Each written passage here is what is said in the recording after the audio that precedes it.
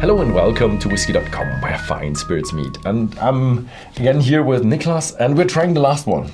We do. So I'm really excited about old PX mixture, cask strength, and very dark and mysterious Maduro. What does it stand for? Well, it's the Maduro is part of the Aficionado collection, and Aficionado is basically like the Spanish word for connoisseur. You know, the person who really likes, who is really into something.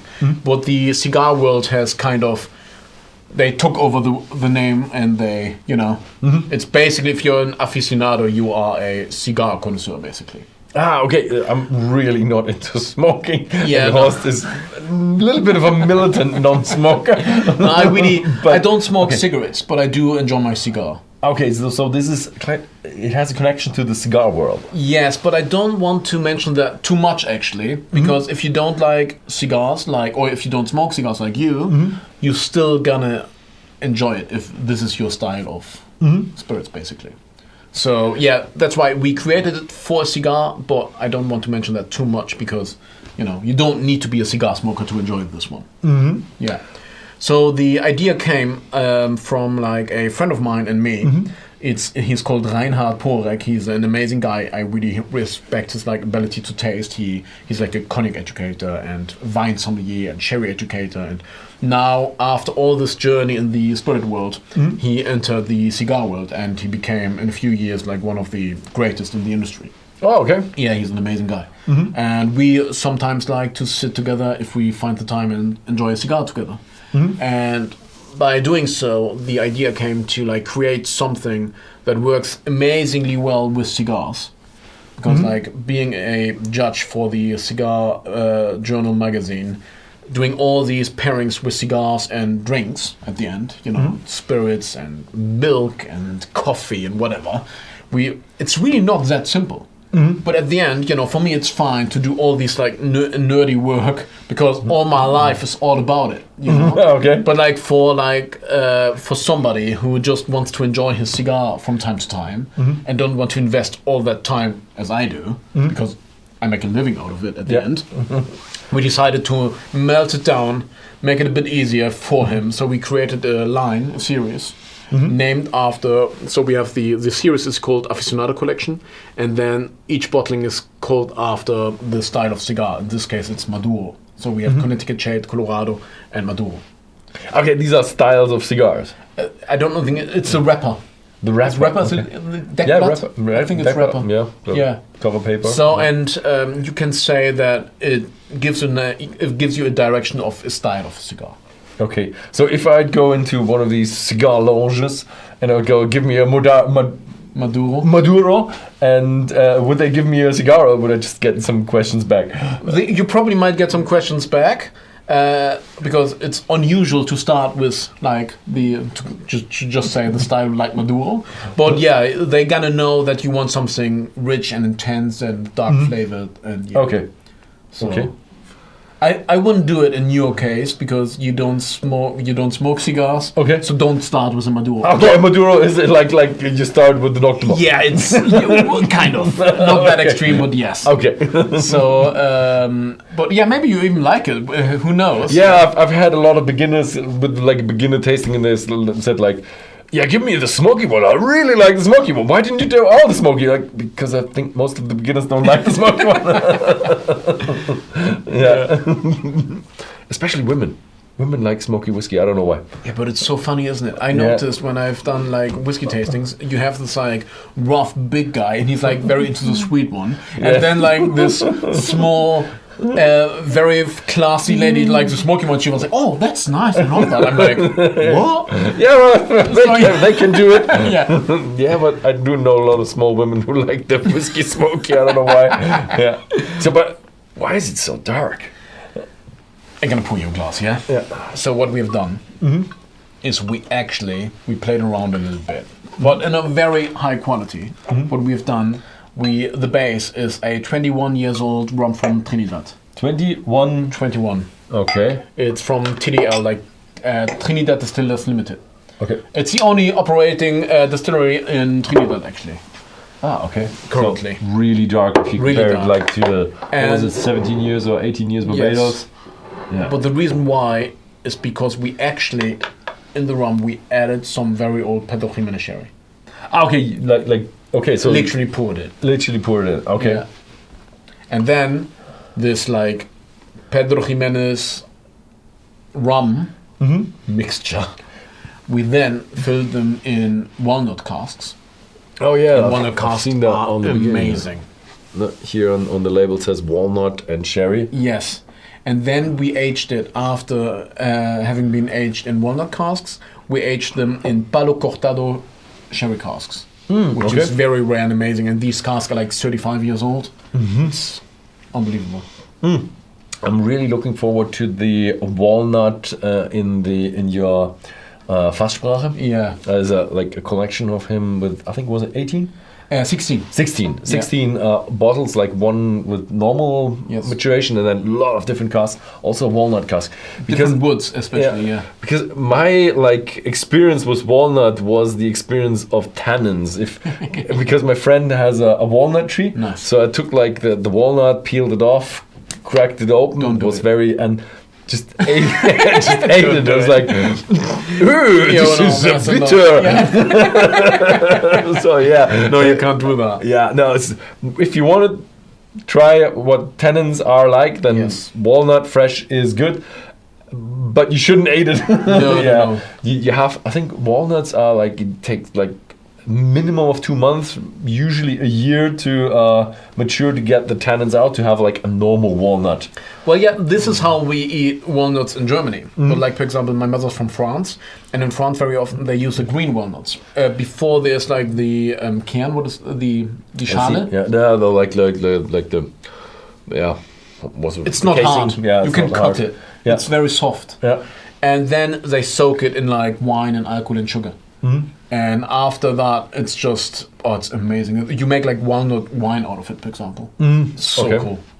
I used to make it once as well. So is the walnut cask, because you had the cask like in fresh, is that like had tannin heavy or? Well, yeah, if you compare it to like American oak cask, it's very tannin heavy, but still in a good way. It's not over the top. So you are able to age, of course not in a new walnut cask, it's a bit too much, but if it has been used for quite a few times, you actually can do a whole aging in a walnut casks. Okay. So it's not over the top. But it's still the tannins compared to American white oak is much higher, much more intense, but in a very good way. It's all I'm just saying right now. It's very positive because these tannins give amazing structure to your spirit. I love it. Yeah, it's gonna be strange to have like a spirit with a lot of non oak content in it. Yeah. I mean, you still have 21 years old. Yeah, I mean, a lot so is relative. It's still a lot. yeah. Yeah. Okay, this is quite a mixture. Yeah. I'm excited how extreme the mixture is. Yeah, please enjoy. Oh, Yeah. it's very deep. It's very dark. It's very It really is dark. yeah, Isn't it? and has a good amount of sweetness. It feels a little bit like a dark chocolate caramel sweetness. Yes. Don't want to insult you, but a little bit like, you know, the Werther's Echt, not the Werther's Echte, what's the one? Riesen. Oh, nice. But yeah. the dark ones, not the normal ones. Yeah. I think there is a dark one. if I And with remember. all that nuttiness and fruitiness as well. But yeah, in a more sophisticated way, less sugary. Yeah. And a little bit of a grapey note, a little bit of a fruity note, dried Raisins. fruits, raisins. Yeah. But yeah, you feel the sherry. You yeah, do. You feel that You it's really do. it's not a pure rum. It's a bit of a sherry We mixture. played around a little bit. Yeah. But literally, I can say on the highest level. Yeah. Like everything we use, like, I mean, 21 years old rum as a base. Yeah. It's like, what? Yeah. Then this amazing old cherry quality walnut cask, like one cask, if I buy it, it's around like 2,000 euros for the walnut cask. Just the empty cask, eh? Yeah. There's nothing inside. But they're like 200 liters cask? 225, yeah. 25, okay, 225. And yeah, the Palo Cortado sherry cask is as well, it's unbelievable. Yeah, the cask price, I think you need to become a cooper. We have Japanese Mitsunara casks. Yeah. We have quite a few actually. Yeah, You know how much they are? Yeah, they're even higher. Empty, never being used, nothing. Just the empty casks is 4,000 euros, but net, like without taxes. Have you seen the trees?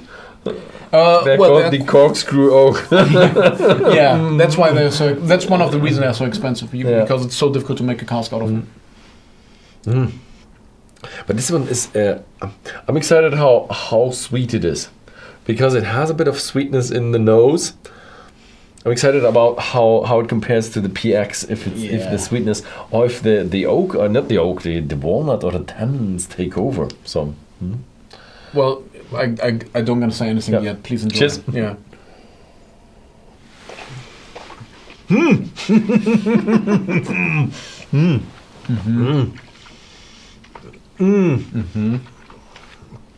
Oh, this is a bit of a mixture between the strength of the second and the second and the third one, because it is a more high strength one, a lot more volume, but also in a sweet and dark way. So it's an really explosion dark, in your mouth. So it kicks with the alcohol and with the sugariness, with the sweetness. But yeah, I find it beautiful that there are a lot of sweet rums out there, but they are by law made with, like, I don't know, what's it, the invert sugar, Simple syrup, basically. Really synthesized sugar, and you do it like with the natural product of PX, and I do love that feeling because it's more round, and I love that combination. Like, basically the sweetness with the oakiness and the strength of the alcohol, they are at war. It's like boom, they're all clashing together and create these amazing. After fighting each other, they create this beautiful unity. So when you added the PX and how much did you come out? Did you water it down, or how much? It's basically I don't like to use for this one use car strengths, because of course the sherry has only 17%, so it already reduced the alcohol content of the rum, and we end up at 47.6 car strengths. Yeah. No added water, no like water, no. Yeah, it's not watered down.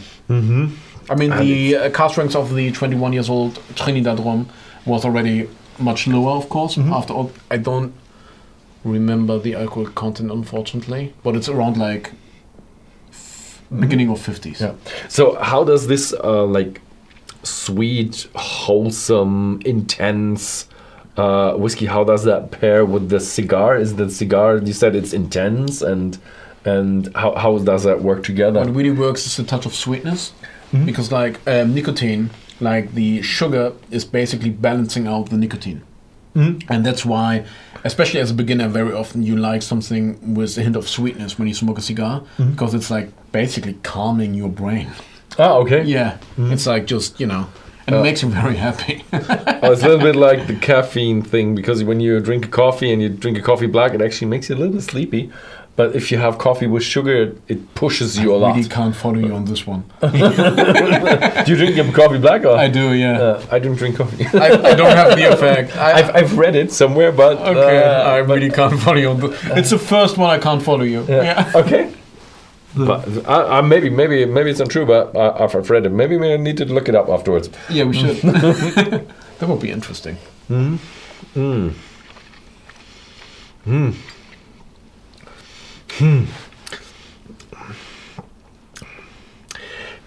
You could give it to a liqueur fan, but it's hefty in. Now I do have a little bit of a like Kräuterschnaps, like not spicy but herbiness inside. It's strange, but you feel the PX, you feel the rum, the age. It's very old, and again, a little bit of a warning. This is dangerous. 48%, and it's just very intriguing, pleasant to taste. And when you have a talk with friends, you could probably empty half a bottle or something, depending on how many. Yeah, and it's easy. Because it's just very easy and pleasant. It's quite difficult to describe, don't you think? Because like you haven't tasted anything like this before. Like the sweetness with the richness with the oakiness, with the depths, with the like darkness. Yeah, the thing is, you have the remembrance of the PX. I do remember the PX to be like that, but the PX was not as Rich. versatile. Yeah.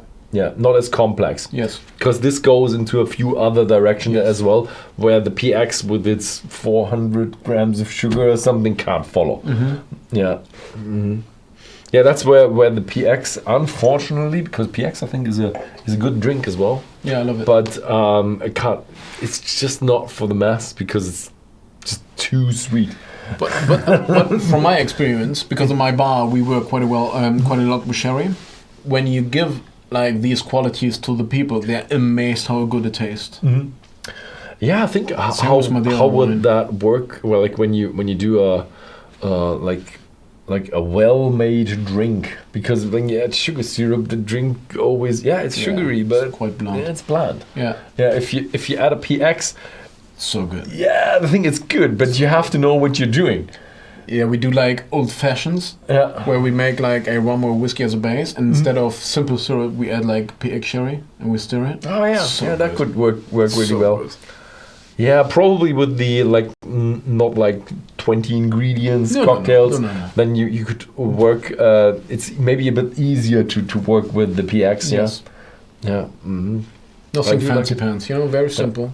Yeah, and the cocktails I got a little bit into cocktails, but I never did like creative work in the cocktails. But when you buy a big book and you have like the big names from Franz Brandl and you just do it like the book, like he tells you. But that's really good. The funny thing is that very often when we think about a cocktail, on a classic point of view, it's actually not a cocktail. Like a cocktail, the idea of a cocktail is you have a base spirit and you have a sweetening agent and a modifying agent. So take the old fashioned as an example. You have the base spirit, like bourbon whiskey. You add a touch of sugar, the sweetening agent, and a touch of bitters as the modifying agent. You stir that over ice. The melting water is part of the ingredient as well, and that's it. So you lift up the flavor of the base spirit.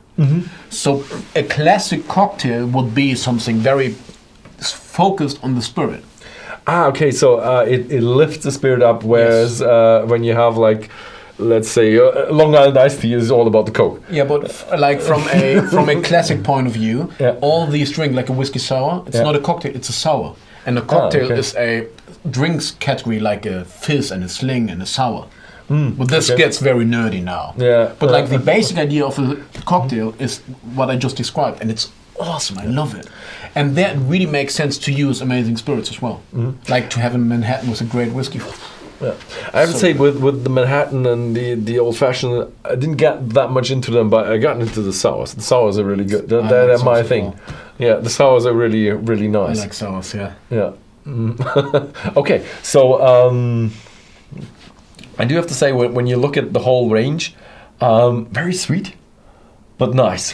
Yeah, but still, may I remind everybody, very sweet from a perspective for you as a whiskey nerd. From a straight spirit perspective. Yes, definitely from a whiskey perspective, it's very sweet. What I do like is that you work with your sweetness more natural. Yes. And what I also did like was the touch on the what you call it, the high esters on the XO. Nice, yeah. That was really good. And that you played with the ABVs to a certain degree, because I'm seeing it again a bit more from the Scotch side, because everybody goes high ABV, high ABV, high ABV, whereas you actually touched like that was with 40 on something. No, that was with 40 point something. Where in the high class spirits, 40% something.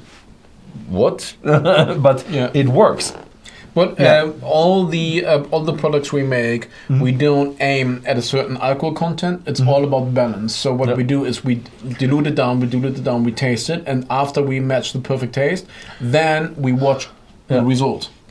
And then we just use it's a perfect example. But usually people are too hesitant to go nowadays below a certain degree. Okay. And for most of the Scotch, I see many of the Scotch, there are barely someone out there who goes with 40. I think it's a bit similar compared to the rum world, but different, because in the rum world the lowest ABV you can use is 37.5. As with whiskey in Europe it's 40. Yeah. So I'm actually not, for rum, I'm not You're not at the bottom Exactly. with 40. Yeah, Exactly. you're if right. I would do 35, that would be weird.